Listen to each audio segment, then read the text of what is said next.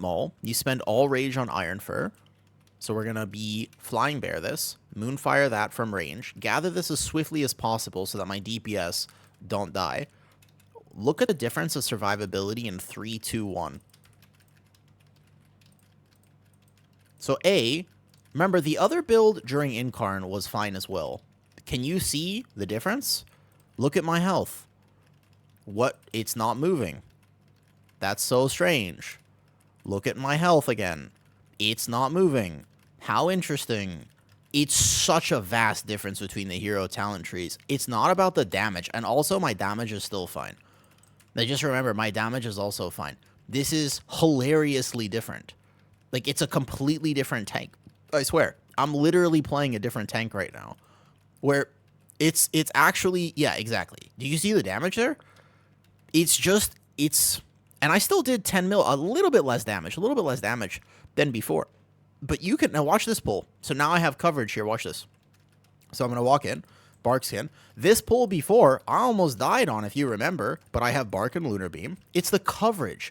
Because what people don't understand is that tanking in a key is not sim-based. It's not sim-based. Also, I really wish DPS would just give me a second when ads are coming in like that. But it's not sim-based. So right now I have Rage, and then I'll get back to my Lunar Beam. It's when you're actually in a key, what you need is coverage. I need to know, it's like, great, my Rage is running out, now I have Lunar Beam. And that's what Lunar Beam fills. Druid of the Claw doesn't fill that. It just enhances what you're already good at, so then you'll really need externals and stuff when you're not actually tanky. It's a completely different thing. It's not just zero mistakes, it's the fact that you actually need to rely on your healer and your team. Whereas this, I don't need to rely on anybody. Like, and that's the thing with pugging is, like, if you're playing in a team, I suppose, it's fine. Same thing happened with, like, a Pally tank, you know? Or even a Demon Hunter tank. You still need externals on pull and stuff. Here we go. I don't have Innervate from my healer because I was still kind of in a Troll Druid of the Claw build. You remember how I gathered this before? Now it's not going to be a problem. Look at my health on this pull. It just won't move. There's a big difference between the hero talent trees. This is, I mean, this is just the Druid testing. I will say, damage is higher in Druid of the Claw. But is it worth it? No, it's really not. I wonder what he died to there. Normally people don't get one tap by this. I mean, I guess on 14 a little bit, like things hurt a bit, but I mean, when I was healing this before, I think I healed it on 14. It didn't hurt that bad, to be honest. So you can see my Incarn has expired, but my Lunar Beam is still up. And then I'll have Barkskin here. What's the Lunar? It's a very Thrash-focused set. I press one Frenzy to get to my Barkskin, and then I have full coverage. Actually, the set I genuinely think might be bugged. It is not proccing as much as it should be proccing. Basically, we get these Star Surges, which deal no damage. I mean, the reason its damage is so low is they deal literally nothing. But the main problem, like I got one proc there, I don't think it's proccing as much as it should. Something's weird about it. It's not 40% right now, at least. Look, the Star Surges do literally like 1 to 2% damage. Maybe less than. Look at my overall right now. The Star Surge is 1.3%. It is nothing. So the Star Surges are not exciting. The only exciting thing is that it does trigger Lunation. Yeah. The Star Surges do nothing. The Thrash damage is nice. The main thing is the Lunation. Lunation is a big deal. Basically, we have more Lunar Beam uptime, but it was proccing more on target dummies. So I'm a bit confused. It's not proccing in keys, seemingly, from my testing, as it doesn't seem like a 40% proc rate. It seems like much less. Because, like, I haven't procced it a single there. I procced it one. I proc one there. Now, granted, you might play Flashing Claws. That might be a difference. That could be one of the things, right? I don't know. It shouldn't, tier sets shouldn't scale with item level, but I wouldn't be surprised if they secretly did. Could be, I mean, my haste is pretty high. I have a fair bit of haste. It's not like I'm not hasted or anything like that. Tier sets, no, they shouldn't. Tier sets don't scale with item level. What? Tier sets scale with item level? Wait, no, they don't. No, they don't. What do you mean? Have you come to a conclusion in terms of Rage of the Sleeper? I haven't come to a conclusion just yet, to be honest. I'm still testing. I would say that I'm currently playing the build we play on live. I have played in the other 14. I went double FC, and I felt squishier.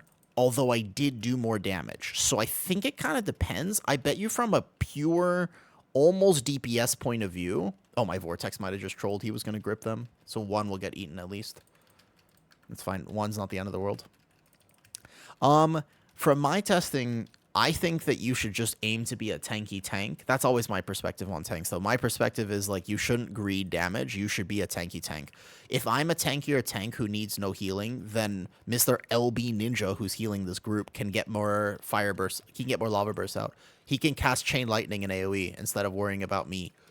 So I just believe that the tankier I am, the more my group can do, and the group damage, you know, is more important than my damage. If I can live a pull with an extra pack, it's more damage for my group. And I'm saying tank damage doesn't matter. I'm just saying I'm not playing this entirely wrong.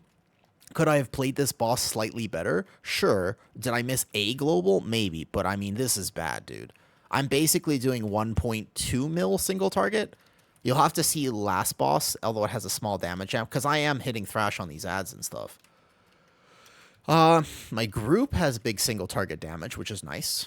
We're gonna kill the boss now. Nice. So we have big single target damage. Watch this next pull. You remember how I died in the last one? I'll put this all as one video because I want to show you the massive difference. Watch the same pull. Just don't hit early.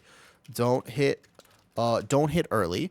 Make sure that they give me time to aggro, and then watch this pull. I have no combat pod. I don't need it. Just walk left. Walk left. I don't even need my healer. Watch this. I'm going to be just fine. We shift out of bear. We go here. I'm going to hit rage a little bit early. And then we go incarn, lunar beam. Watch my health on this pull.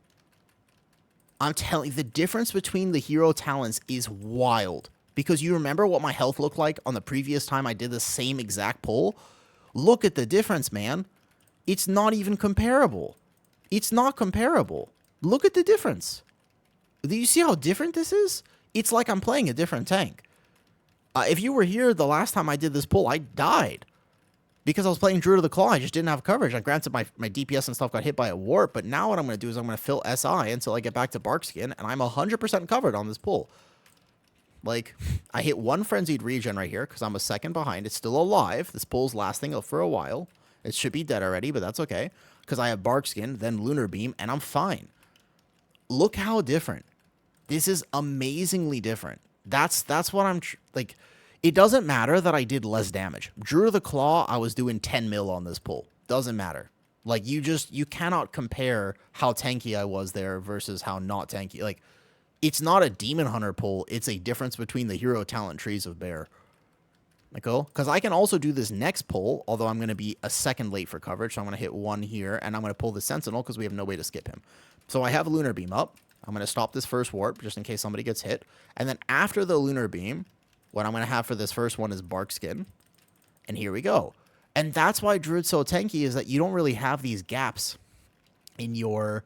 rotation, because after this I'm going to have Incarn, which means I can hit a Frenzied Regen right now to keep myself nice and top, because I did actually get hit by a warp there, but then I have Incarn, and I have Lunar Beam, and now I'm fully covered, and this is already dead anyways. Nice prio damage, that Arcane Mage really bursting that guy down very fast. I know I'm going to live, so I can actually just go ahead and start chaining, because I have Incarn up. You want to pull this area, there's a big pull in this area. You kind of want tank cooldowns for it, because it hurts a little bit, so... I'm going to make sure that I go left side first, and we'll clear some of the trash here. All these guys hurt because a lot of them, these phase blades, they have magic damage. I don't know exactly if it's 50% or 100%, but it hurts. All I can tell you for sure is that it hurts. It hurts quite a bit. So we have Barkskin, and we have Lunar Beam, and I really wish I had messed with my plater a little bit, because these skinny little nameplates are not my cup of tea. I like them thick, if you know what I mean. I like them much thicker than this. I like a little bit of girth to my nameplates, and these are not for me. All right, Lunar Beam's expiring. I just watched my health for a second, and we're good. When I post this, though, maybe some people will be like, they can criticize my gameplay and be like, you know what, I think you played Druid of the Claw wrong. Potentially. But, all right, so I'm going to watch my health here, because I only have Lunar Beam. But nonetheless, I have a cooldown to cover, and then I'll rotate to Bark, and then we'll do the big pull after this. This is like still cooldown recovery-ish, and then we have kind of a big pull coming up, but I know I want all my tank cooldowns for it. Otherwise, I may perish. Um, but yeah, this should just be like a very interesting little gameplay loop where I don't think that the people... I know my DK has. I don't know about anybody else in here if they've done a 14 yet of this dungeon. So this is just a pug. I just logged on to PTR, found this group. I would say I'm being... You know what I'm surprised by? I think this is the first Fury Warrior I've seen, and I'm not going to lie, he's doing pretty good. All right, so this is the big pull here where you pull this big sentinel, and basically you want to combine all of this. But right when you pull these, they're going to clap you. So I'm going to incarn a second early just to make sure I get settled. And then you can also pull these guys. The phase blades are just tank damage. The far stalkers are a little bit of everything. They hurt a little bit. So you might want to limit this in the future. But effectively, if long as you have cooldowns, you should be able to get through this pull. The tank in particular, I feel like it depends how much your healer... There's a lot of things to heal on this. I've also healed this already. And I can tell you, so without pressing defenses and stuff, we are going to be in trouble. If this goes too far, I will die. This is why I wanted all my tank cooldowns. So I'm going to overlap Lunar and this and see how long I can live. This Sentinel dude, when this key level starts getting higher, he starts doing some massive damage to the group. So I don't think we're going to quite be surviving this here. I don't know how long I can live. Probably not that long because, like I said, I'm hitting everything I can do. But realistically, yep. I don't think Cass got us. I think it was that Cass that got us? Out of curiosity. I don't think so. I think it's the normal damage there. Let us see. We can check for the future. So when you do this on live... No, that wasn't Cass. Wasn't Cass. Just Leap. Leap and Sentinel. Those Far Stalkers. So what we can do, though, is we cannot chain that one Far Stalker in. It was just Leap since... No cast went off there. It's just the unstable core. That was one cast there. Okay, there was a cast, actually, that went off. It was a few casts, though. Yeah. Skip the left pack. So if we go do this again, that's totally fine. But I need my Incarn probably. Actually, I can get by with this. RFA, thank you for... Wait, Gloratello. Gifting subs. What's up, dude? Thank you for the sub. What's up, Gloratello? You do. I still think this pull is not that bad. I'm going to have Lunar Beam and Rage, plus Barch is still rolling, so I in-cap now.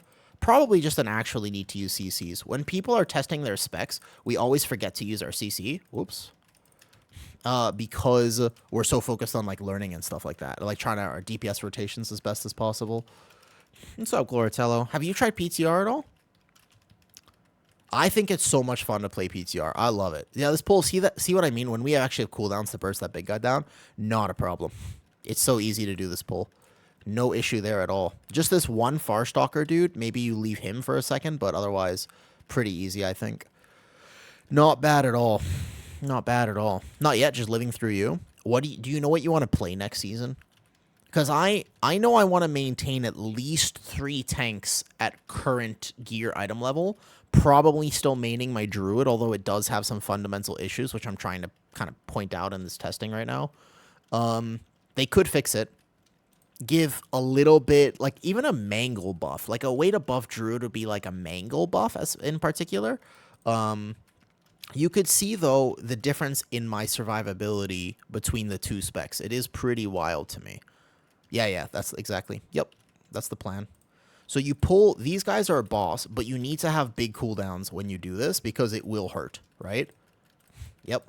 I got my Druid of the Claw, sorry, not my Druid of the Claw, my Mark of the Wild. So I hit this.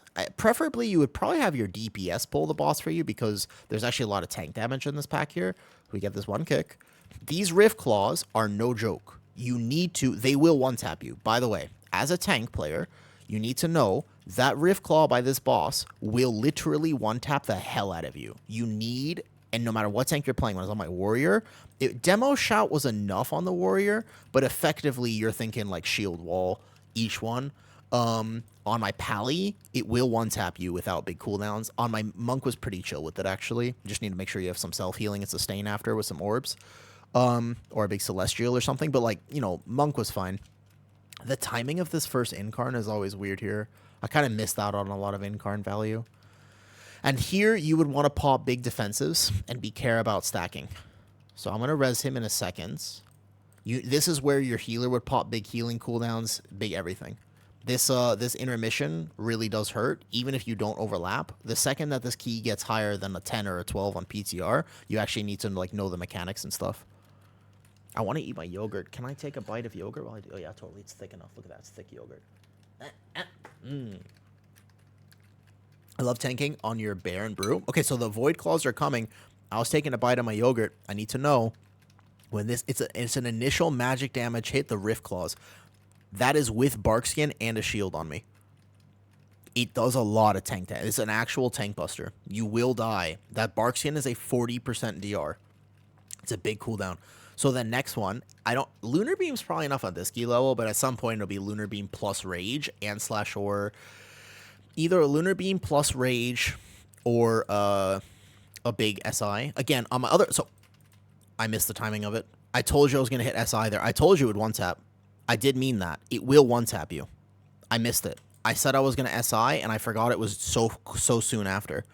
It will one tap you. I just straight missed the button. If you miss the DR, gone. It's over.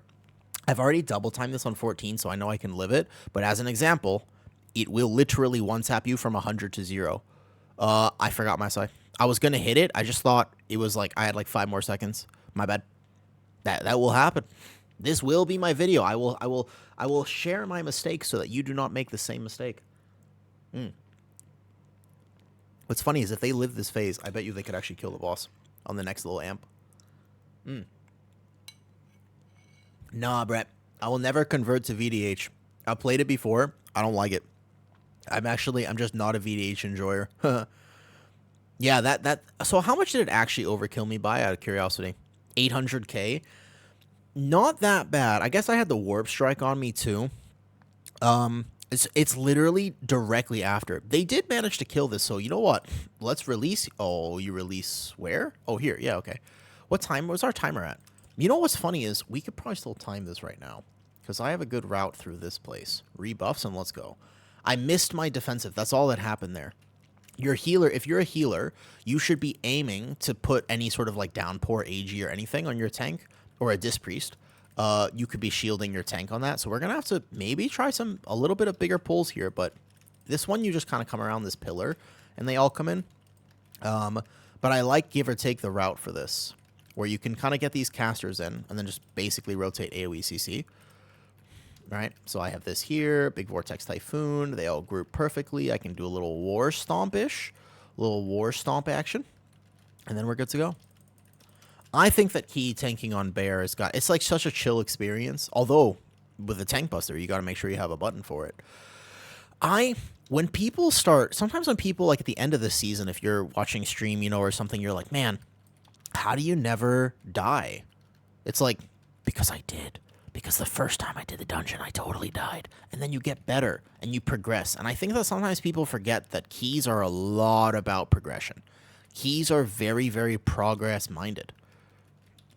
And I think it's important, actually, at the beginning of the season, you will see a lot of the tanks that you may or may not admire. You'll see them die to mechanics.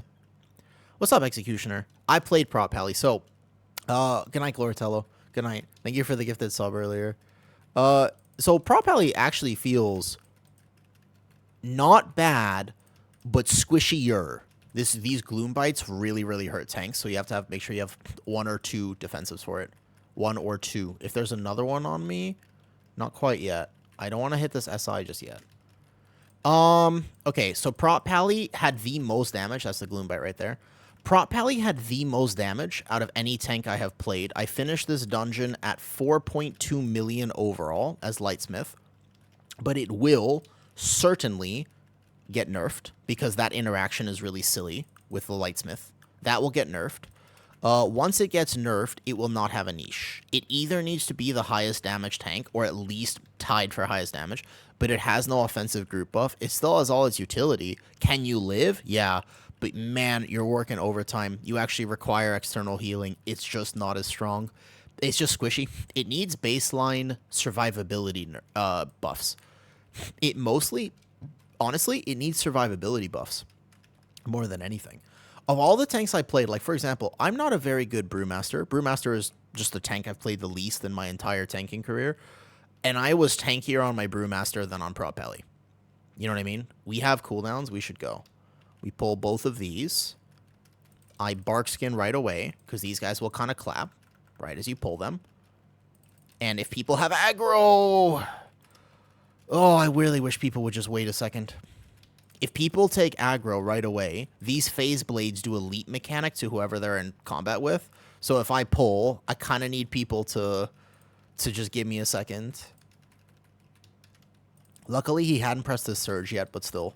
There's a lot of healing on this pull. I've managed to do it on every key. It's not like the worst, but now I'm in trouble a little bit. I have Lunar Beam. Here we go. Yeah, basically, Prop Pally needs the healer's help, and other tanks are very independent right now. Oops, that zap did go off, unfortunately. One more ritual. Let's see, he has Ascendance in a few seconds. Yeah, they could buff it. There's a few things they can do to buff its survivability without it being overpowered, quote unquote. I think we still have time, actually. They could totally buff Pally without overpowering it. Even just like reverting one of the parry changes would be a pretty big deal. No, they never really buff tanks by straight giving them more stamina and more armor. Like, that's probably not going to happen. Why don't we just do this caster pack, and then I'll pull some of this on boss. Let's pull a few of these things on boss. I don't trust all of this on boss. So we'll just do this, because we have time. Let's play it nice and safe. We'll have no B-res for boss, so we do have to do the boss mechanic. But like you could see, so Bear, I'm feeling super independent. If my healer dies, I don't panic. If my healer dies on Bear, I'm just like, okay, probably be fine. But if I'm on my Prop Pally and my healer dies, I'm like, oh no. Healer dies 20 seconds into a pull, I'm like, oh no. But you can see my Bear just bark skin now, and we're chilling.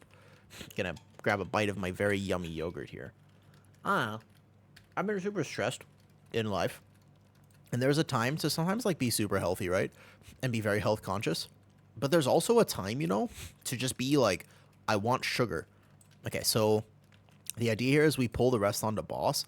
I will need, because I missed something earlier. So yeah, if anybody has combat, these Gloom Bites are going to rock my world in a second. Okay, I need to probably SI the very first one. Yeah, we go boss here. So when this Gloom Bite comes, I'm going to hit SI, because I don't know if I can outrange it. If I outrange it and I need to take another one, I am in significant danger. Let's go, boss. Hopefully we all know the boss mechanics. This is going to rock my world, this pull. I have this... Okay, there's a double Gloom Bite on me, so I bark skin. I can take both. It's fine. And you're just going to have to dodge. Just watch your feet a little bit. Oh, I'm going to miss mine. It's okay. I was getting distracted by tank stuff. Now, the problem is that actually reduces your haste by 30%. I need to stop this bite. Okay, good. Good. I messed up. My bad. Watch this next one, and then we're good to go. Good. I'm going to grab my thingy. Did I also miss that? Oh, I did. You know what? Hold up. This is not how you do this, boss. Okay, I'm back to Incarn. We are good to go. Perfect. And that's the percentage here. How you pull this last area, you could pull it much more aggressively than I chose to do. But I decided that this was going to be how we time the key. So I thought about the win condition, and I pulled it like this. Now we just have to make sure we don't miss our souls too much, and we'll be just fine. I'll have Roar for this next one, and here we go. Bear is just Bear. Bear feels good. Because I made an accident, I made a little whoopsie-daisy on the second boss, my overall is probably not going to be what I want it to look like, I will say. My overall is not going to look quite nice. I could have greeted that, refreshed that buff at the last second for a little bit more damage. But we are going to time this key. And I think that I'll finish at around 3 mil. Every tank is doing at least 3 million, which is not bad. But a lot of tanks are doing closer to 4. My Druid buff is super valuable, but so is a Warrior buff if you're not playing DPS Warrior. There's all this stuff, right? The interactions with what tank is currently meta. And I think that Bear is in an absolutely fine spot, but it's not S tier. As much as I want to say it is, I could live this key and do a little bit better, a little bit more damage, a little bit more control, a little bit more utility on my other tanks. So I unfortunately don't think that Bear is the thing that's going to be like just the meta tank. I'll still play it, of course. They wanted to make less tanks. They wanted to make tanks less independent, but still. Now, I made a lot of mistakes this key. I'm super distracted with life right now. I've been very, very stressed, and I just kind of want to eat ice cream and hole up in my goblin cave all day. It's pretty much what I want to do with my life right now. That being said, I also want to make sure there's only 2 more days that I get to test this dungeon, and it's really kind of a nice dungeon. I think they'll reduce the timer on it because you can see we had a lot of deaths there and still were able to time it, but, yeah, GG's. Second boss, I just straight missed the defensive. Otherwise, I would have lived it fine. I missed my button. Otherwise, I would have been just fine, by the way. If I didn't miss my button on second boss, I would have been just fine. I thought I had 5 more seconds after that second set of warp strikes. Note for the